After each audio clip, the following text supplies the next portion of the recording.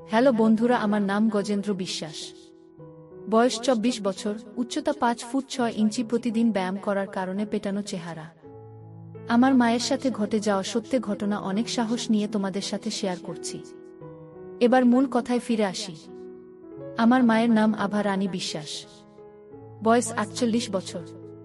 মা খুব একটা লম্বা না, ৫ ফুট থেকে কিছু কম। মায়ের ওজন খুব বেশি না, ৫০ কেজি হবে। তবে হালকা চর্বি আছে, সাথে সিজারের কাটা দাগ, যেটা আমার বোনের জন্মের সময় হয়েছিল।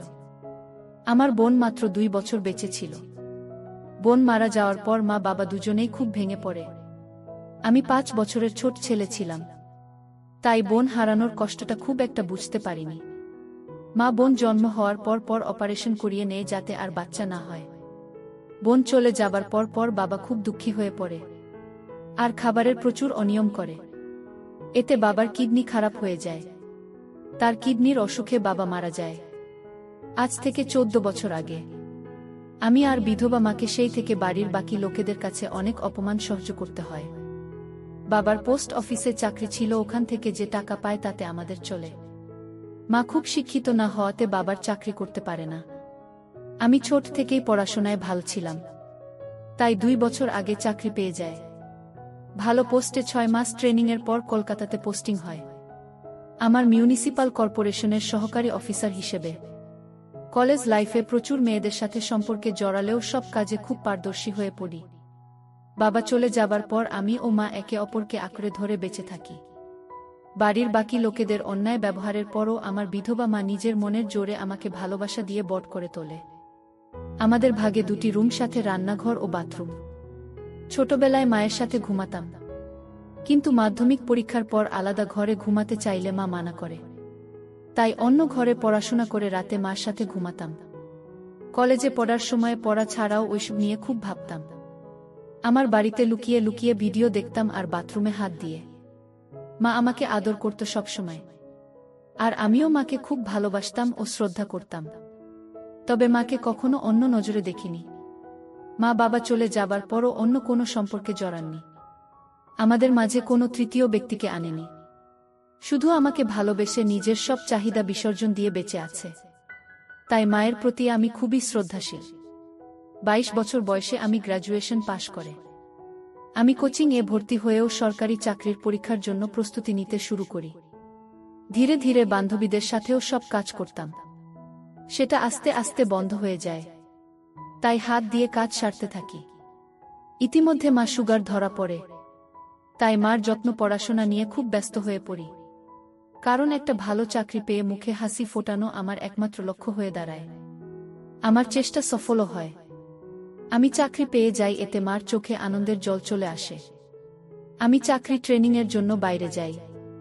ট্রেনিং শেষ হলে কলকাতাতে পোস্টিং পাই, তাই কলকাতা যাবার সিদ্ধান্ত নিই।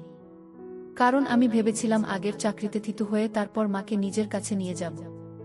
মা রাজি না হলেও আমি জোর করে একা কলকাতায় চলে আসি, আর এক বেডরুম, বাথরুম আর কিচেনের একটা ফ্ল্যাট ভাড়া নিয়ে। নতুন চাকরির কাজের চাপে নিজের যত্ন নেওয়ার কথা কি ভুলে যায়। সারাদিন অফিস থেকে বাসায় ফিরে হোটেলের খাওয়া দাওয়া করি, আর অভ্যস্ত রেগুলার ভিডিও দেখি, আর হাত দিয়ে কাজ সারা আর সিগারেট টানা বাজে অভ্যাস শুরু করি। এতে হিতে বিপরীত হয়, আর আমার টাইফয়েড হয়ে যায়।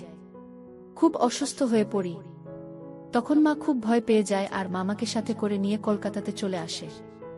আমার সাথে একবারে থাকার জন্য। টাইফয়েডের ইনফেকশন কমে আসলে মামা চলে যায়। মামা চলে যাবার পরে মা সারাদিন আমার যত্ন করে, আমাকে খাইয়ে দেয়। আমার সব কাজ করে স্নান করিয়ে দিতে চাইলে আমি রাজি না হওয়াতে মা আমাকে বাথরুমে ধরে ধরে নিয়ে যায় আর দরজার বাইরে দাঁড়িয়ে থাকে। এভাবে আস্তে আস্তে সুস্থ হতে থাকি। ডাক্তার আরও কিছুদিন বেড রেস্ট নিতে বলে। এদিকে মা থাকাতে অনেক দিন ভিডিও দেখতে পারছি না, তাই ছটফট করছি, চালাই। এভাবে হঠাৎ করে একদিন ফোনে নেট ঘাঁটতে ঘাঁটতে একটা গল্পের সাইট খুলে গল্পের মেয়েটির জায়গায় পরিমণি মনে করি, আর ছেলেটির জায়গায় নিজেকে। এভাবে নিজেকে শান্ত করি। এভাবে আর ২ মাস কেটে যায়। এরপর একদিন রাতে মা খুব চাপের ছিল। তোমার দূরে বাথরুমের ভিতরে ঢুকে লাইট জ্বালিয়ে কোনোমতে পেচ্ছাপ করতে বসে। মা হয়তো ভেবেছিলে আমি ঘুমোচ্ছি, তাই দরজা বন্ধ করে। কিন্তু আমি গল্প পড়ছিলাম। তাই মাকে দেখে ফোন নামিয়ে পাশে রেখে দিই। ঘুমানোর অভিনয় করি, হঠাৎ মাকে এভাবে দাঁড়াতে দেখে দরজার দিকে তাকায়। আর আমার মাথা নষ্ট হওয়ার জোগাড়। কোনোদিন আমাকে এভাবে দেখিনি। পরক্ষণেই নিজেকে সংযত করি ও ভৎসনা করি। মাকে আমি কিছু বুঝতে দিই না। কিন্তু রাতে মা যখন আমাকে ধরে ঘুমায় তখন কেন জানি না আমার কেমন জানি হয়। নিজের মধ্যে এই পরিবর্তন আমাকে অবাক করে দেয়। এর মধ্যে একদিন রাতে গল্প করছিলাম। হঠাৎ একটা মা ছেলের গল্প পাই। তারপরে মাথা আমার কাজ করা বন্ধ করে দেয়। একটু আলাদা রকম ফিলিং হয়। নিজের ওপর রাগ হয়, কিন্তু আলাদা রকম উত্তেজনা হয়। একটার পর আরেকটা গল্প করতে শুরু করি। ধীরে ধীরে আসক্ত হয়ে পড়ি। এমন পাগল হয়ে যায় যে গল্পের মায়ের জায়গায় আমার বিধবা মা ও নিজেকে কল্পনা করি। বাবা, তুই এখন ঘুম আসেনি? কত রাত হলো? এমন করলে তো আবার শরীর খারাপ করবে। তাড়াতাড়ি ঘুমা আর ফোন ঘাঁটা বন্ধ কর। আমি একটু ঘাবড়ে যাই, কারণ মা আমার বুকে হাত রেখেছি। ভাগ্য ভালো একটু নিচে রাখেনি, তাহলে খুব বাজে ঘটনা ঘটে যেত। বাবা মারা গেছে প্রায় 18 বছর। মারও জানা আছে নিশ্চয়ই বাড়িতে আমার বিদ্যা অভুক্ত না থাকে। বাইরে কেন যাব? আমাদের মধ্যেও কিছু হলে সেটা একেবারে সুরক্ষিত হবে, কেউ জানবে না, আর বাচ্চা হওয়ার ভয় নেই। কিন্তু বড় প্রশ্ন হলো আমি মাকে রাজি কি করে করব? ট্যাবলেট বা ঘুমের বড়ি দিয়ে কাজ করা আমার পছন্দ না। যা হবে অর্গানিকভাবে, মায়ের ইচ্ছাতেই। কিন্তু সেটা কিভাবে হবে বুঝে পাই না। প্রচুর রিসার্চ করি কিন্তু কোনো লাভ হয় না। আমি বিপাকে পড়ে যাই। কিভাবে কি করব? চোখের নিচে কালো দাগ পড়ে যায়। শুধু জিজ্ঞেস করে, বাবা তোর কি হয়েছে? কিন্তু আমি কিছু বলতে পারি না। আমার জন্মদিনের দিন নিজের মতো করে আয়োজন করে আমরা আনন্দ করি। এরপর মা আমাকে বলে, জন্মদিনে কি উপহার নিবি বাবা? আমি তখন বলি, মা তুমি সুখী থাকবে, খুশি থাকবে, তোমাকে ভালো যেন রাখতে পারি সেই আশীর্বাদ দাও। মা বলে, তুই আমার খুব ভালো ছেলে, আমার স্বপ্নগুলো পূরণ করছিস, আমি খুব খুশি। এই কথা বলে মা কপালে আর গালে একটা হামি দেয়, আমিও একটা হামি দিই। এরপর মা বলে, বাবা একটা সত্যি কথা বলতো, রাতে কি ঘুম আসে না? তোর চেহারাটা তো কেমন হয়ে যাচ্ছে, আমার থেকে কি করছিস? আমি কইলাম, কিছু কথা আছে, সেটা তোমাকে বলা যাবে না। এই ঘটনার দুদিন পর রবিবার দুপুরে মাঝখান থেকে বের হয়। আমি শুয়ে শুয়ে টিভি দেখছিলাম। হঠাৎ দেখি মাথা হালকা পিছলে যায়। আর মা আলনা ধরে নিজেকে সামলানোর চেষ্টা করে। এই ধস্তাধস্তিতে মা এক সেট হয়ে যায়। আর এই অবস্থায় আমি দেখে ফেলি। মা খুব লজ্জা পেয়ে যায়। আর যখন দেখি আমি তাকে দেখছি, তখন মা আমাকে কইল, বাবা দিকে তাকাও, আমার লজ্জা লাগছে। সাথে সাথে সারা দিয়ে ঢেকে নীল আর একটা নাইটি নিয়ে দৌড়ে বাথরুমে চলে গেল মা। অনেকক্ষণ হলো বাথরুম থেকে বেরোচ্ছে না দেখে আমি মাকে দেখতে থাকলাম। কিন্তু মা দরজা খুলছে না। অনেক জোরাজুরির পর মা দরজা খুলল। কিন্তু মায়ের মুখ গম্ভীর। আমি মাকে কইলাম, কি হল তোমার মা? উত্তরে মা কইল, বাবা খুব বাজে ব্যাপার ঘটে গেল। এখন আমি তোর সামনে স্বাভাবিকভাবে থাকব। মা আমার হাত ধরে কইল, বাবা তুই আমার সব দেখে ফেলেছিস? উত্তরে আমি একটু ইতস্তত হয়ে বলি, হ্যাঁ মা, সব কিছু দেখে ফেলেছি। মা মাথায় হাত দিল আর কইল, খুব খারাপ হল জিনিসটা। আমি বলি, না, এটা অতটাও বড় ব্যাপার না। তখন মা বলে, কি বলছিস? আমার সব দেখে ফেললি আর বলছি কোনো ব্যাপার না। উত্তরে কইলাম, মা অত ভাবছ কেন তুমি? বাইরের কোনো তৃতীয় ব্যক্তি তোমাকে দেখিনি। আমি তো তোমারই অংশ। আমি দেখেছি তুমি নিজের ইচ্ছেতে তো আমাকে সব দেখাওনি, ভুল করে হয়ে গেছে। নিজের ইচ্ছেতে দেখালে আলাদা ব্যাপার ছিল। আর তুমিও তো আমাকে কত এক্সিট অবস্থায় দেখেছ। তাহলে কি আমি লজ্জা করে বসে থাক? ঘরে চলো। এটা শুনে মা বলছে, বাবা সে তো ছোট থাকতে দেখেছিস, এখন তো কত বড় হয়ে গেছিস। আর আরেকটা কথা, নিজের ইচ্ছেতে যদি আমাকে দেখে ফেলতে তখন কি আমাকে খারাপ ভাবতে? আমি রেগে গিয়ে কইলাম, আগে শীতের পোশাক পরো, আমার খিদে পেয়েছে, একসাথে খাবো। তারপর আমি একটু বাইরে যাব। আমি স্নান করে আসি, তুমি পুজো দিয়ে নাও। আমি বাথরুমে গেলাম আর হাতের কাজ সেরে নিলাম। আমার মাথা ঘুরে গেল। আমি তাড়াতাড়ি সব পরিষ্কার করে স্নান করতে লাগলাম। আমাকে নিয়ে ভাবতে লাগলাম, যেভাবেই হোক মায়ের সাথে কাজটা করতে হবে। আমি হালকা হালকা ইশারা দেবে আমাকে। এইভাবে স্নান করে বেরিয়ে দেখি মা খাবার রেডি করে ডাইনি নিয়ে বসে আছে। আমি চুল আঁচড়ে বরিস পায়ে লাগিয়ে খেতে বসলাম। আর চোখে মাকে দেখছি মা নিচু হয়ে খাচ্ছে দেখে আমি কইলাম, মা কি হয়েছে? তোমার যা হয়েছে সেটা ভুলে যাও তো। মা বলছে, বাবা আমি বলতে পারছি না, খুব লজ্জা লাগছে। এই কথা শুনে আমি নিজের রাগ সামলে নিয়ে বলি, মা আমি কি করে তোমারে লজ্জা কাটবে তুমি বল। তো মা বলে, আমি কিছু জানি না রে বাবা। আমি এবার বলি, ঠিক আছে, তোমার এই গুণটা মুখ আমার দেখতে ভালো লাগে না। তুমি ছাড়া আমার আর কেউ নেই। আমি তোমার সামনে এক সেট হয়ে যাবা, তুমি দেখে নিও। তাহলে তোমার লজ্জা যদি কাটে। আর মা তুমি পোশাক পরেও যতটা সুন্দরী, পোশাক ছাড়াও তত সুন্দরী। এটা শুনে মা একটু থমকে গেল। তখন আমি মাকে বলি, আমি 8টার দিকে বাড়ি ফিরে আসি, তারপর সব কথা হবে। আমি বেরিয়ে আমার এক বন্ধুর সাথে আড্ডা দিতে চাই, কিন্তু মন লাগছে না। তাই 6টার দিকেই বাড়ি ফিরে আসি। মা আমাকে আসতে দেখে বলে, এত তাড়াতাড়ি চলে এলে যে? আমি বলি, তুমি এমন গোমরা হয়ে বসে থাকবে আর আমি বাইরে আড্ডা দিই, সেটা হয় না। আর আকাশটাও খারাপ করেছে, ঠান্ডাও লাগছে ভালো, তাই চলে এলাম। আমরা একসাথে চা খাই। তারপর মাকে বলি, এবার তুমি আমাকে খুলে কইল, কি হয়েছে তোমার? তো মা কইল, তুই আমার সব দেখলি, তোর বাবা ছাড়া আর কেউ আমাকে দেখিনি। আজ তুই দেখলি কেমন লাগছে? তোর সামনে আসতে লজ্জা লাগছে। খুব ভালো ছিলাম, যে কোনো অভাব ছিল না, কিন্তু কি জানি কি হচ্ছে। তখন আমি রেগে যাই আর বলি, তোমাকে পুরোপুরি এক সেট প্রথম দেখেছি হয়তো, কিন্তু তোমার প্রায় প্রতিটি অঙ্গ আমি দেখেছি। যখন তুমি রাতে বাথরুম যেতে দরজা বন্ধ না করে। না, এটা শুনে একটু হয়ে যায়। এরপর আবার আমি বলি, এই মাঝ বয়সেও এত মেনটেন করে রেখেছে। পেটের ছেলে দেখেছে, তাতেও লজ্জা জিজ্ঞেস করতে না আমি কেন ঘুমাই না? সেটার উত্তর হল, রাতে ঘুম আসে না। 25 বছর বয়সে যে জ্বালা হয়, সব ছেলে ঠিক তেমনি জ্বালা আমার, কাউকে বলতে পারি না। তাই ভালোবাসার অভাবে আমার এই অবস্থা। মা তখন বলে, নিজেকে সংযত করার অন্য একটি উপায় আছে, সেটা করে একটু আরাম পাবে। কিন্তু শরীরকে এভাবে কষ্ট দিস না বাবা। তখন আমি বলি, মা আমার কষ্টের পরিমাণ অনেক, তাই তোমাকে কইলাম, সন্তানের কষ্ট মা ছাড়া আর কেউ বুঝবে না। মা বলে, আমি জানি বাবা।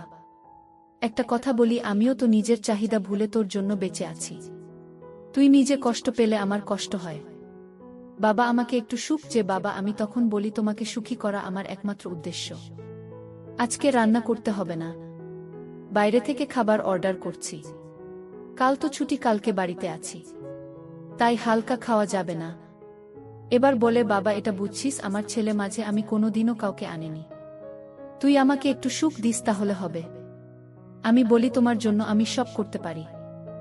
যেমন তোমার লজ্জা ভাবটা আগে কাটায় বলে বাথরুম গিয়ে হাত পা ধুই আর সব বাইরের জামাকাপড় ছেড়ে এক সেট হয়ে বাইরে বের হই। মা চা খাচ্ছিল, মাকে এই অবস্থায় দেখে চমকে যায় আর আমার হাত থেকে কাপ নিচে পড়ে যায়। মা বলে উঠে, বাবা এ কি অবস্থা তোর? কেন এমনটা করলে? আমি ওই অবস্থায় মায়ের সামনে গেলাম আর মাকে কইলাম, তোমার লজ্জা কাটানোর জন্য আর কোনো উপায় ছিল না। তুমি তো নিজের ইচ্ছেতে সব কিছু দেখাননি, তাও লজ্জা পাচ্ছ। আমি নিজের ইচ্ছেতে তোমাকে সব দেখলাম, কিন্তু দেখো মা, আমার একটুও লজ্জা করছে না।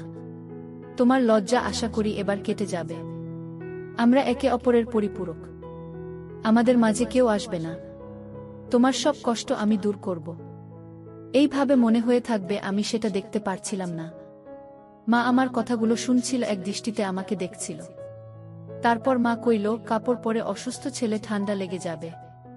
আর লজ্জা করব না বলে দাঁড়াও, আর একটা হামি দিল আর রান্নাঘরে চলে গেলা।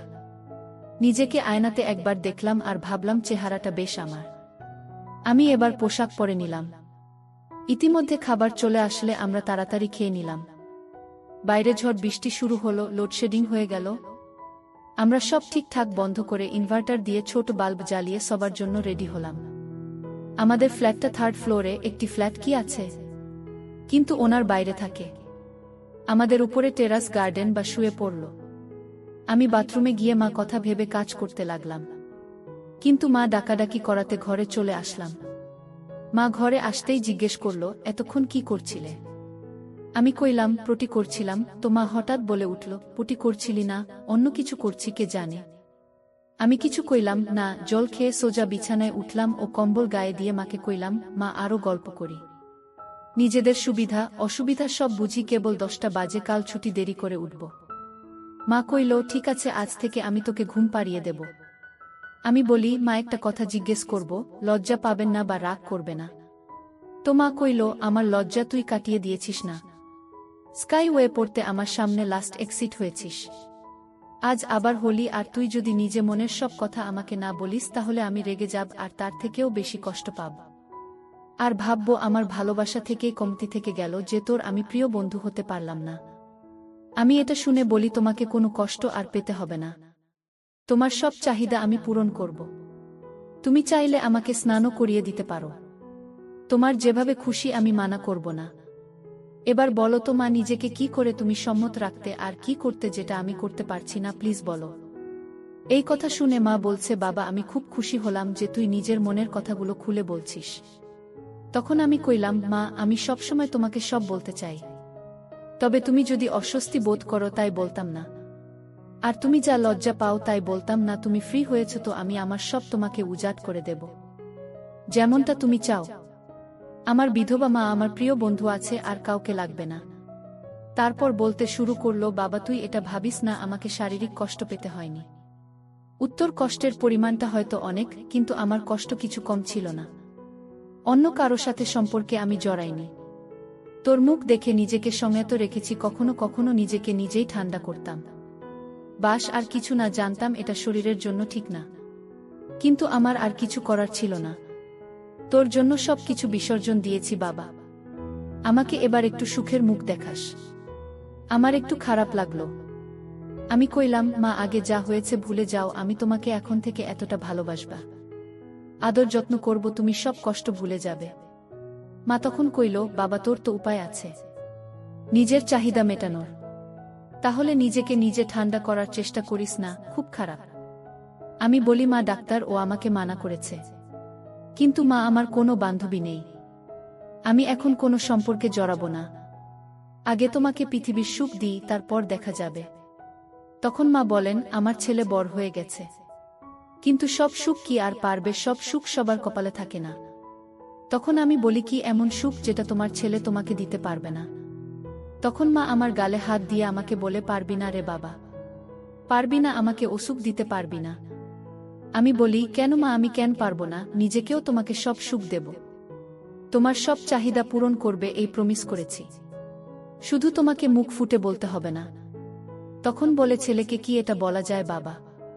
পৃথিবীর সবচেয়ে নিষিদ্ধ জিনিস লোকে জানলে তথ্য করবে। আমি মার হাত ধরে বলি, মা একটা কথা আমার মাথার দিব্যি দিয়ে বলো তো, তুমি কি সত্যি চাও না আমাকে উপযুক্ত মনে করো না? আমাদের দুজনের এই জীবনেই একাকী জীবন, আমাদের মাঝে কেউ কোনো দিন আসেনি, আসবেও না। আমার জন্য সব বিসর্জন দিয়েছিলেন, আমার জন্য সব ফিরে পাবে। তুমি নিজেই বললে তোমার ছেলে বড় হয়েছে আর আমরা বেস্ট ফ্রেন্ড, তাহলে কি মা আমি? মা কান্না করে উঠল আর কইল, দূর থেকে উপযুক্ত আর কেউ না রে বাবা, শুধু আমার মাতৃত্ব বোধ আমাকে আটকাচ্ছে। আমি তখন বলি, আমি কিছু কথা বলবো, তাহলে তোমার মাতৃত্ববোধ আরও জেগে উঠবে, কিন্তু সেটা আমাকে আপন করার দিকে। মা তুমি কি জানো, আমি শরীর খারাপের সময় ইন্টারনেট থেকে গল্প করতাম আর নিজেকে ঠান্ডা করতাম। গল্প পরে হঠাৎ তোমার আমার কথা মনে পড়ে যায়, আর খুব গরম হয়ে যায়। মনের চাহিদা তোমাকে পাবার চাহিদাতে পরিবর্তন হয়, কিন্তু কোনো পথ খোলা না থেকে খুব কষ্ট পাই। ডাক্তার দেখাই, সেটা তো তুমি জানোই না। মা তোমার ছেলে বেড়াজালে জড়িয়ে পড়েছে, আমি খুব কষ্ট পাচ্ছি মা, আমাকে বাঁচাও। তোমাকে লুকিয়ে লুকিয়ে দেখি, তাই সেদিন তুমি খুব লজ্জা পাচ্ছ দেখে আমি নিজেই একসেট হয়ে সব দেখানোর জন্য। আমি তোমাকে সুখ দিতে চাই, তোমাকে সুখী করতে চাই, ছেলের কর্তব্য পালন করতে চাই। তুমি আমার কষ্ট দূর করে মায়ের দায়িত্ব পূরণ করো, আমাকে নাও মা। মা তখন বলে, তোর মনে এত কিছু ছিল বাবা, তোকে আমি নিরাশ করব না বাবা, আমাকে সুখ দেয়, তবে বন্ধুর মতো না। যা হবে মা, ছেলে হয়ে আমি মা হয়ে তোর কাছে সব চাই, তাই বাবা কাছে আরো। আমি মাকে আই লাভ ইউ বলে নিয়ে মাকে উঠে বসতে বলি, আর লাইট জ্বালিয়ে দিই। মা কিছু বলার আগে মাকে পা ছুঁয়ে প্রণাম করি আর বলি, এটা আমাকে ছোট থেকে আগলে রাখার জন্য। এরপর যা হবে সব নতুন, সব আলোতে হবে। আর যদি কোনো ভুল ত্রুটি করিও ক্ষমা করে দিও বলে কাজ শুরু করে দিই।